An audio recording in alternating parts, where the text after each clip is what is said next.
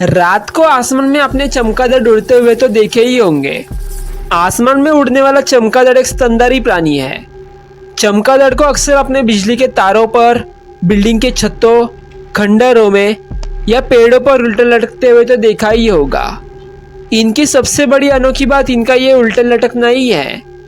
चमगादड़ का नाम सुनते ही सभी के दिमाग में किसी उल्टे लटके हुए जीव की ही तस्वीर बनती है।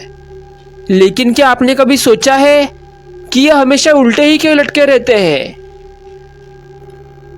चमगादड़ों के उल्टे लटकने के पीछे वजह यह है कि उल्टा होने से ये आसानी से उड़ान भर पाते हैं।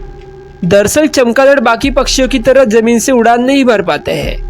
उनके पंख जमीन से उतनी उठान नहीं दे पाते हैं जितनी उड़ने के लिए ज़रूरी होती है।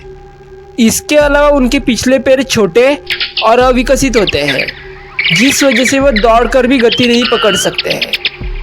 उल्टा लटके हुए चमगादड़ सोते रहते हैं। तो फिर सवाल ये बनता है कि ये अपना संतुलन खोकर नीचे क्यों नहीं गिर जाते? इसकी वजह है उनके पैरों की नसें। चमगादड़ के पैरों की नसें इस तरह व्यवस्थित होती है कि उनका वजन ही उनके पंजे को मजबूती के साथ पकड़ने में मदद करता है। बेशक चमगादड़ के पंख होते हैं और यह पक्षियों की तरह आसमान में उड़ता हो, लेकिन असल में यह पक्षी नहीं है बल्कि उड़ने वाला एक स्तनधारी जीव है। दरअसल यह चमगादड़ अंडे नहीं देता बल्कि बच्चे देता है और अपने बच्चे को स्तनपान भी कराता है। इसीलिए इसे पक्षियों की श्रेणी में नहीं रखा जाता है। दुनिया भर में चमगादड़ की लगभग 1000 से ज़्यादा प्रजातियां हैं, जिनमें फ्लाइंग फॉक्स प्रजाति का चमगादड़ सबसे बड़ा होता है।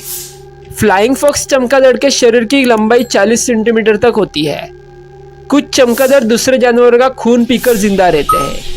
ऐसे चमगादड़ों को वैम्पायर चमगादड़ कहते हैं।